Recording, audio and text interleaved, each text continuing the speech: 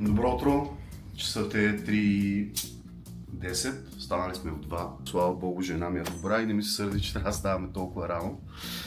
Валичката е на място, макарата е в раницата. Няколко дни в Гърция, те първа започват.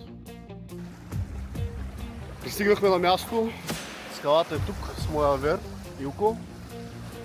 Ще почнем да мятаме и да видим дали ще успеем да намерим рибите днеска. Вчера плувах тук, доста е дълбоко и имаше доста големи пасажи с риби. Най-разни меланури, имаше и кокали, имаше и други, които не ги познавам, честно казано. Но ние целим меланурите и кокалите най-вече. Да видим дали ще има някакво опъвания на въдицата. Оп! Айде! Оп! Айде! Юко, дай ми кепът.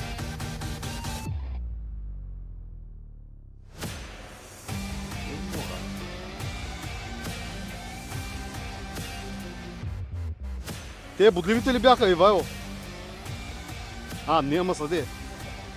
Фанахме още една, забравих да пуска как я фащам, но синьото явно работи.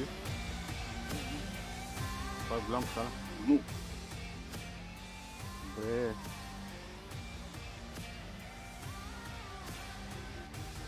Лучше се опъваш. Между другото, тази риба издава някакъв звук странен. Аз мислих, че затова сигурно викат така. Малко риби, но пък първите ми от морски риболов, така че слагаме тикче на това, победа за нас. Аз съм Ники, а това е Дундин Уайлдкаст.